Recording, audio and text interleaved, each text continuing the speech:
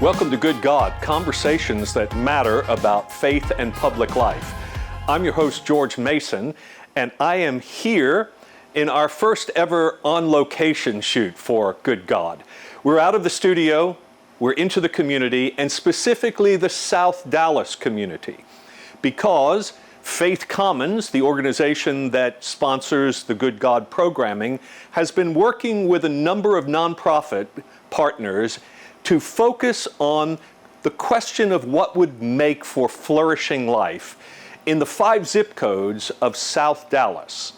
It's an extraordinary thought that in the 2 miles from the 215 zip code in South Dallas to the 204 zip code in Old East Dallas, the life expectancy of a male is 26 years less in South Dallas than just 2 miles away. How could demography be destiny in Dallas, Texas in the year 2023? So what would it take? What are some of the factors involved? Specifically, during this series of Good God conversations, we're going to talk about the accessibility, or lack of it, of fresh produce, good healthy food that is affordable for residents of South Dallas, because so many things revolve around a healthy life and good opportunities that would come from that. We'll talk about a lot of those other factors as well, but I'm here right now in the South Dallas Community Market. This store is open since February 15th of this year, 2023. And it is sponsored by Bridge Builders, an organization I'm going to introduce you to in a moment. The food comes originally from the North Texas Food Bank and is brought here and organized and delivered by Brother Bill's Helping Hand. Again, notice all the nonprofit partners working together to make this neighborhood, which is called the Ideal Neighborhood, contiguous with the Bonton neighborhood, a place where hope can spring forth. And so this is why we're here, and this is what we're going to talk about. And to that end, I want to introduce you to the Executive Director of Bridge Builders. This is Joey Darwin. Joey, welcome to Good God. Thank you. Thank you for having me here. Well, we're so glad to be inside the market right now. And this market is really important because even though there is a storefront right across the street here in Ideal called TC Groceries Incorporated, why isn't that good enough to provide the kind of food for the neighborhood that it needs? Yeah, so the business, like any other businesses in other neighborhoods, are looking for sustainability. And so they sell what's being purchased. And so they're selling primarily quick foods, snacks, high sodium, high sugar, sodas, things like that. They've got a small market that serves pork chops, burgers, food cultural to the neighborhood. Right. What they can't do is afford the shelf sustainability of items like fresh proteins, fresh produce, just the cost of getting those in, the cost of having the shelf space for it, and the affordability they can make off of it. You know, the profit margin on those items is really high.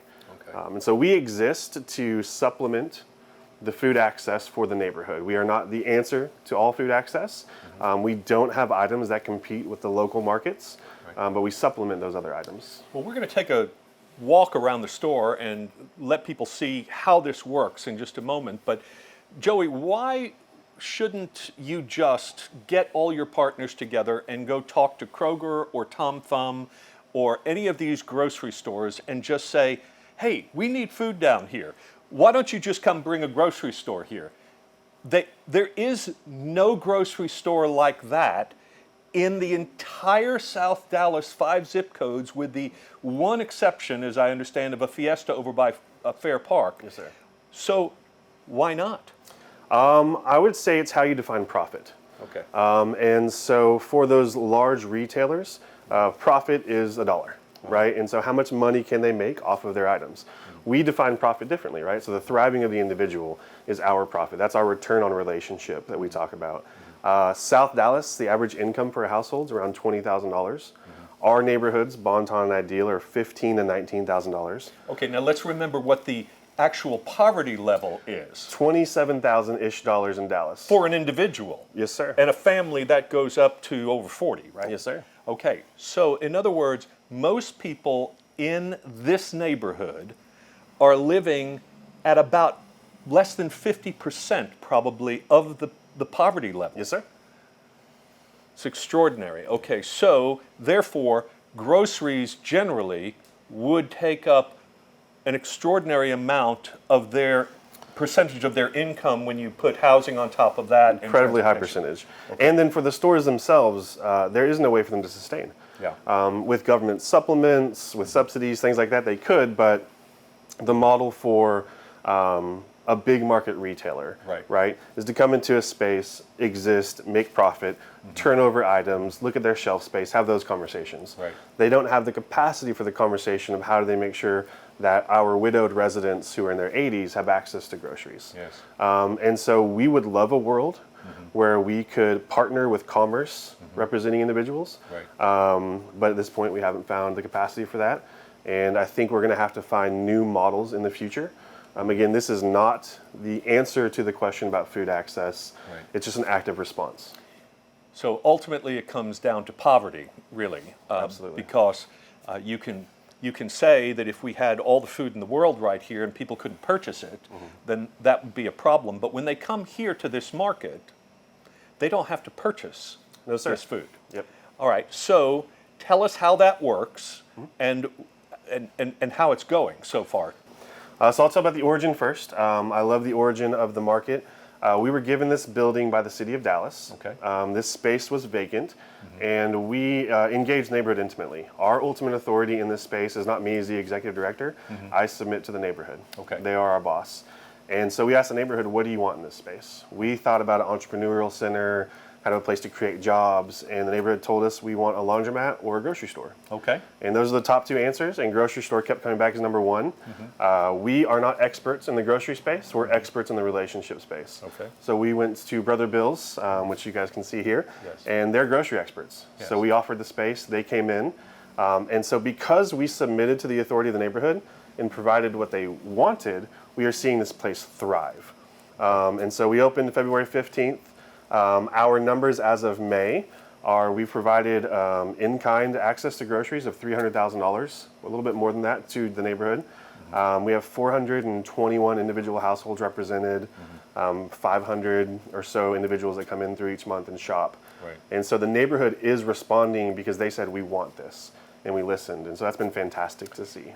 So why is it so important to have healthy food? Because the consequences of not having it are terrible in terms of obesity rates, diabetes, Yes, sir. heart disease, things that are much higher in neighborhoods like this than in most North Dallas neighborhoods because of that lack of access to food. Yeah. But Joey, there are people probably who would say, well, even if you put a grocery store here with fresh, healthy produce every day, these are not people who are used to eating that way.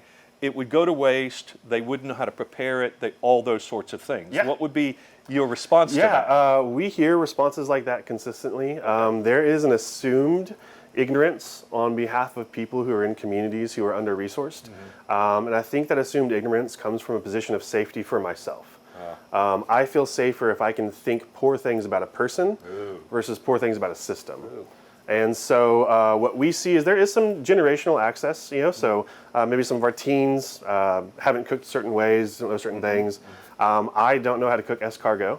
I'm not ignorant because of that. I just don't have access to escargot. Okay. It's not in my community. If it was, I might know it, right?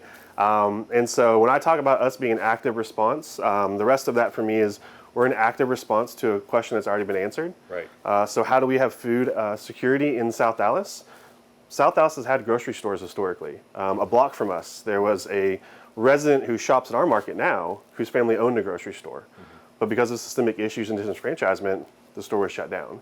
And so sometimes when we ask these questions, when we look at why these things exist, we want to stop on the responsibility of the individual and not the responsibility of the community as a whole. And so part of the importance with this also is the physical health aspect. but the mental, spiritual, emotional health aspect. The Okay. dignity of shopping in your neighborhood. Yes. The dignity of choice in shopping and not being given something for you Good. is what we strive for in this space. Well, there are people who come to this neighborhood from North Dallas and think that they are really investing in this very thing because just down the road here in the Bonton neighborhood is Bonton Farms, which is a remarkable place that is doing a large community garden kind of effort. And so I think another question people might have is, why can't we just have more of those in every little community and then everyone would have access to that food? What's the reason why we're just up the street and we need a South Dallas Community Market? Yeah, so a couple things. Primarily, we love Bonton Farms. They're a fantastic partner. Bonton Farms is focused on housing and employment. Okay. And so they have done an incredible job making sure neighborhood residents have jobs Right. and access to housing. Their grocery store, their market, are kind of a way to buy people into their concept of their work. Okay. It's not intentionally focused on responding to food access issues. Okay. The other thing that we talk about at times with community gardens is I've never walked a block from my house to pick a vegetable. Yes. I don't find that romantic. I don't have this thriving in myself for gardening, right? And so to assume because there is an access issue that we would put on other individuals food access issues that we don't have, does other people. Okay. So even though it can feel affirming, can feel beautiful, if the neighborhood isn't saying, help us garden, Yes. but I'm telling the neighborhood how to garden, there's a disconnect in the reality of where that's going to terminate. Okay, this goes back to your language earlier about the authority of the neighbors telling you what they need and what they want. Yes, sir. And this is a place that they said that they needed and they wanted. And so I think it'd be great for us to walk around as if we were one of those neighbors that were coming in here. And so show me how we do this. All right, Joey, so here we are in the market itself. We have the shelves here and the food, and there are freezers. We're going to walk around in just a moment, but to begin with, let's say I'm a neighbor and I've just walked in the door and I say to you, can I shop here? How do I go about that? Yeah. Welcome to the South Dallas Community Market. What's your name? I'm George. Thank you. George, nice to meet you. So we want to you. greet everyone first. Okay. Again, what we want to reinforce here is dignity Yeah. and pride and the autonomy of shopping independently. And so from the beginning, we want everything to be experienced that way. Okay. So you'll notice it's named the South Dallas Community Market. Right. It's not Bridge Builders or Brother Bill's Market. Very it's good. about the neighborhood. When you come in, you'll be greeted by one of our staff up front. If you are a brand new client for the first time, we'll check you into the system. All you need to be is a North Texas resident and have an ID. Okay. If you don't have an ID, we'll still serve you, and what we'll do is pass you over to our social service specialist who will help you find a form of ID. Nice. So we can make sure you get a driver's license, a state ID, any of those other areas. We'll work with you to support you in that way. Okay. While you're meeting with social services, they'll also ask you, is there anything else you need help with? Good. Housing, bills, financial training, coaching, transportation. Which actually, if we could just sort of put a parenthesis here, Yeah. Bridge Builders is involved in lots of different program work in the community, including the things that you just mentioned. Yes, sir. A community center for youth as well, and so there's lots of things you're doing on a holistic basis. Yes, sir. Not just this market, but this market, which is now about six months old or so. Yes, sir. Is providing food. So, all right, so I'm ready to shop. Yes, sir. So when you come in, check in. Again, if you're waiting, we'll have snacks. We have drinks available when it's your turn. Okay. You get up and you grab a grocery cart and you shop. All right, well, let's get going. Yes, sir. Okay. Like I said, you'll grab the cart. If our residents need assistance shopping, we have volunteers that can assist you. Okay. The only requirements in the space are if you look at each shelf, it's going to have how many of that item you can take from the shelf. All right. We don't dictate any choices for you. We just have capacity limits. Great, So we can walk through. Again, your first area is going to have a lot of your canned items. I'm passing bread here. Yes, to begin sir. with. This is going to be kind of where our unique limited offerings are. Okay. If we get something special from North Texas Food Bank, our breads, also a lot of our produce will be up front in this space. Okay. This is kind of going to be our less than consistent items. Okay. And we typically try to include some instruction on those items. If there's any health benefits or any health cautions that we should include, make sure that people are aware of that as well. Great. All right. So then we have various canned items. Yep, we've got Similac for families with children. Great. One of our service offerings in the month is a parent shopping day. Okay. And so it's Wednesday afternoons. We have someone that watches kids for the parents while they shop, offers parenting classes. Great. Provides those opportunities. Elderly insure. Yes, sir. Okay. Absolutely. Very good. All right. We've got COVID tests. We also have pregnancy tests. Great. We have no expectations on what comes out of those uses. We just make sure it's available for people. Okay. We offer sodas and drinks. What you'll notice is we do not offer sugared sodas. Good. Part of that is we do not want to compete with the local businesses. Right. We want to see them thrive. And also, like you mentioned, diabetes, hypertension, those things exist here. So here's a zero sugar electrolyte Propel. So these would be tablets that you could put, or packets that you could put into your water. Yes, sir. And especially in 100-degree temperatures in this summer, this is the kind of thing that will keep people alive. Yep. And what's good about those is one of the ways that we've gotten to turn clients onto that, or our neighbors onto that, is we also offer Propel already bottled. Okay, great. And so as they've come to enjoy the flavor, if they've never had it before, they see these packs they can take home for themselves. Great. All right, behind you is a freezer. Yes, sir. And so we have meat. Yep, so this is going to be where our proteins are. This is the hardest space to keep consistently stocked. One of the greatest needs is consistent protein access, so we are always so thankful to have this and always looking to grow our partnerships in that space. But our clients can take one protein depending on the week, what we have available. It could be a beef product, a chicken product, a shrimp, those spaces. We get deliveries once a week, and so we have to make it last for 3 days of service. Right. And so we kind of expand that out. So this is not open 24/7. No, sir. Yep. Just So saying. we have 3 different service days: Wednesdays, Thursdays, and Fridays. All right. All of our clients are pre-registered for their shopping days. Okay, great. So we know how many people are going to come outside of new residents that walk in. Good. And then sometimes, they don't show up. Sometimes extra ones come. If you're experiencing a food emergency, we'll always serve you. Great. It can be more than just your 2 visits. Good. So. All right. Yeah. So George, if you'll notice in this fridge, we've got these kind of prepared salad meals. Right. Again, everything we get from the North Texas Food Bank is what we have housed here. But we love getting these offerings that, one, just feel unique to kind of the grocery access the neighborhood typically gets. Yes. When you get your items pre-bagged, you're kind of told what to eat. Yes. It's a lot of shelf stable, so we love this.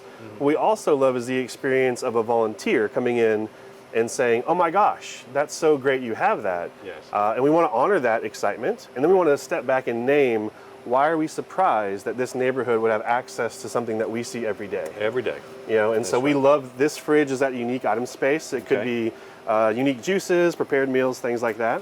Okay. We've got our dairy fridge, which we try to always offer not just milk, but also milk replacements. So oat milk, things like that. Again, we are dependent on the North Texas Food Bank, but dairy intolerance is an issue in the neighborhood as well. Okay. And so we do see a lot of clients that choose the oat milk, the almond milk, the rice milk, once they receive kind of a little bit maybe education or tastes. Okay. When our store operates on Saturdays, so we do the 3rd Saturday every month, we offer food that's made from the items here. Okay. So we can show people how to uniquely use some of the things, Good. be creative in the space. I think typically milk is one of the harder things to get, right? Yes, sir. Right. Milk, eggs, and protein. Those would be your top 3. All right. Yes, sir. All right, so we've skipped an aisle of more canned foods and things of that nature, and here we have cornflakes, and we have oatmeal, and we have dog food even, and things like that. So in the space, again, responding to the neighborhood, letting them be the authority. I think something that would surprise people is that on fixed income, a lot of things become rarities. And so we have clients who come here and get cereal and will tell us, I haven't purchased cereal in a while, especially our senior adults, because I only have a certain amount of money to spend and cereal doesn't make my budget. And so we have clients just get excited about being able to get cereal, right? Clients with pets, we realize that, if you can't afford food for yourself, can you afford the extra food for your pets? Right. And so we've started offering pet food. Okay. We see a lot of clients take advantage of that as well. So. Okay, great. And I'm passing some pasta here. Yes, sir. And tomato sauce, and so we can make Italian food. Yes, sir. Great. Yep. All right. Absolutely. And then, Joey, I think it's probably important to just point out what's not here. Yeah. So I don't see a massive section for fruits and vegetables. No, sir, not at the moment. We are looking for a partner organization that works in that space. Again, we're not experts. We're experts in relationship. Right. And so we would love to find a partner that would consistently bring access to produce. Right. We would also love it to be created as a nice little fruit stand. Yeah. So when you walk in, it's cute. It's got a nice aesthetic. But yeah, fruits and vegetables are hard to consistently get. When we do get them from North Texas Food Bank, we're thrilled. They are a fantastic partner. Sometimes you might get a whole pallet of carrots, though. Okay. And so diversity in that space is really hard to consistently have available. So that's one of the major issues about the accessibility of a grocery store is the fresh fruits and produce. Yes, sir. And so it's still a challenge, even though you've provided an enormous amount of food for people's diet, including healthy choices that would improve their diet. And if I had a register right now and it calculated all of this, what's my bill? Your bill is $0. We'd hope you give us a smile and a handshake, but nothing at all. Remarkable. Thank you, sir. Remarkable. Now, let's just point out that this is a tremendous opportunity for people who care about neighborhoods like this to participate with organizations who are going to try to provide what's lacking in a community. But as Joey and I have talked off camera many times, what we're talking about here is still a charitable enterprise. This is still doing something, even if the neighborhood has said what it wants, they cannot have the experience that most other people have because their income is so low and because of a long history of segregation and racial decisions that have been made through government and infrastructure, neighborhoods being sectioned off and the like. They don't have the opportunity to have the dignity of saying, I'm going to allocate 15% of my monthly income to going to the grocery store and taking care of those things that many of the rest of us can. So that's the long-term goal. Yes, sir. But in the meantime, getting people healthy, raising their sense of dignity, and being able to have the sense that this community can thrive and not be starved for good, healthy choices, this is the stopgap at least. Yeah, it's supplemental. Okay. And so again, we've offset about a little over $300,000 probably since February 15th. Remarkable. And so what's great about that is that's $300,000 that has gone back into the pockets at some level of the individuals to then buy those other items that we don't offer. And I think another big piece of this for us, again, back in the space of authority is, besides the residents being able to walk to get groceries, which it's been decades since they've been able to do that, besides the dignity and the experience, the residents can also see in the market is we said what we wanted and we were given it. And so it does reemphasize the authority of the residents. Okay. We don't want the residents to look at us with a thankfulness. We want the residents to look at us with a partnership. Well, partnership, as we kind of conclude this conversation, I think is also part of the Bridge Builders story. Yes, sir. So tell us, Joey, to begin with, how Bridge Builders came to be, because it's a beautiful story. Yeah, so Bridge Builders was founded officially in 1996, but the relationship that founded us started before that.